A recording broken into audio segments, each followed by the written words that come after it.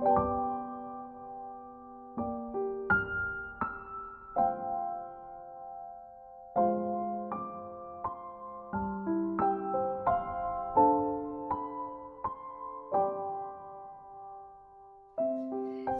ദൈവത്തിന്റെ ധന്യതിരുനാമം മഹത്വപ്പെടുമാറാകട്ടെ. ബഹുമാനപ്പെട്ട അധ്യാപകരെ, മാതാപിതാക്കളെ, സഹോദരി സഹോദരങ്ങളെ, ഏവർക്കും ക്രിസ്തുയേശുവിന്റെ നാമത്തിൽ സ്നേഹവന്ദനം.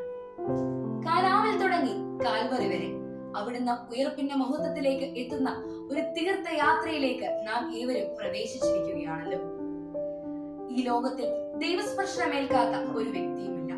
അവൻ ഇടപെടാത്ത ഒരു സാഹചര്യങ്ങളും ഉണ്ടാവില്ല. ചില വ്യക്തികൾ, ചില സാഹചര്യങ്ങൾ അതിന് മുഖാന്തരമാകും എന്ന് മാത്രം. മറിയം ചിലതിനൊക്കെ മുഖാന്തരമായവളാണ്. ചില സാഹചര്യങ്ങളിലൊക്കെ വ്യക്തമായ മാറ്റത്തിന് ശ്രമിച്ചവളുമാണ്. വിശുദ്ധ യോഹന്നാൻ ശ്ലീഹ എഴുതിയ സുവിശേഷം 2-ാം അധ്യായം 3-ാം വാക്യം.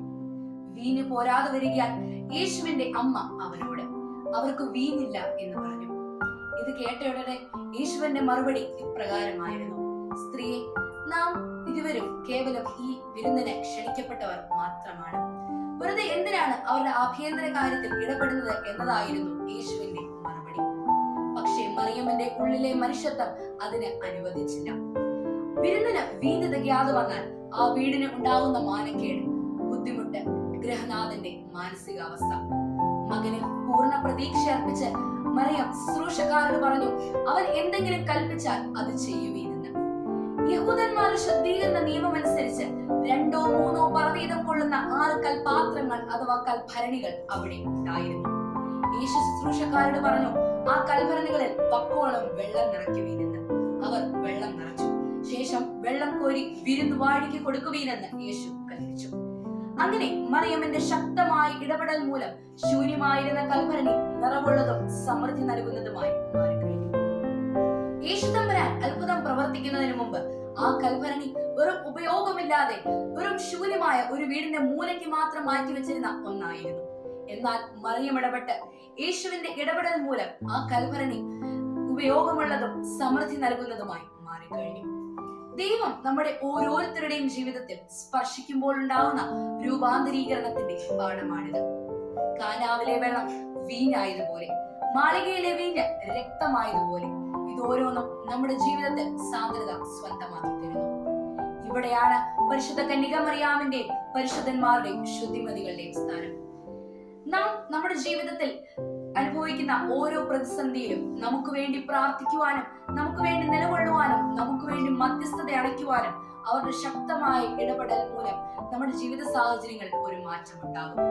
പക്ഷെ അനുനിമിഷം നാം ചിന്തിക്കേണ്ട ഒന്ന് മാത്രമാണുള്ളത്: ഈ ആധുനിക കാലഘട്ടത്തിൽ ദൈവത്തിന്റെ സാന്നിധ്യമില്ലാതെ ഇന്നലെയും ഇന്നും നാളെയുമായി ചെയ്യുന്ന ഓരോ പ്രവർത്തനങ്ങളും വെറും ഉപയോഗശൂന്യമാണെന്ന് നാം ഏവരും ചിന്തിക്കേണ്ടിയിരിക്കുന്നു.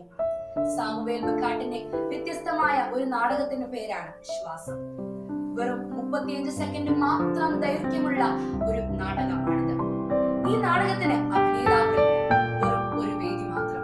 കർട്ടൻ തുറക്കുമ്പോൾ അവിടെയും ഇവിടെയും കുറെ സാധനങ്ങൾ തലങ്ങും വിലങ്ങുമായി കിടക്കുന്നു. ഒരു ക്രമവുമില്ല. ചിലപ്പോൾ ക്രമമില്ലായ്മ ഒരു ക്രമം തന്നെ ആയിരിക്കാം. പിറകിൽ നിന്ന് ഒരു കുഞ്ഞിന്റെ ദീർഘശ്വാസം. ഈ ശ്വാസം കൂടുന്നതിന് അനുസരിച്ച് വേദിയിലേക്കുള്ള പ്രകാശത്തിന്റെ അളവും കൂടി വരുന്നു. ഒരു നവജാത ശിശുവിന്റെ ആദ്യ ശ്വാസമാണിത്. ഈ ആദ്യ ശ്വാസത്തിനുണ്ട് 10 മിനിറ്റ്, പിന്നെ 5 മിനിറ്റ് നിശബ്ദത. ഇതിനെ തുടർന്ന് ഒരു വൃദ്ധന്റെ അന്ത്യശ്വാസം. കരച്ചിനോട് കൂടി എടുക്കുന്ന ഈ അന്ത്യശ്വാസത്തിനുമുണ്ട് 10 മിനിറ്റ്, പിന്നീട് 5 മിനിറ്റ് നിശബ്ദത. നാടകം അവസാനിക്കുന്നു. ഇതാണ് നമ്മുടെ ഓരോരുത്തരുടെയും ജീവിതം.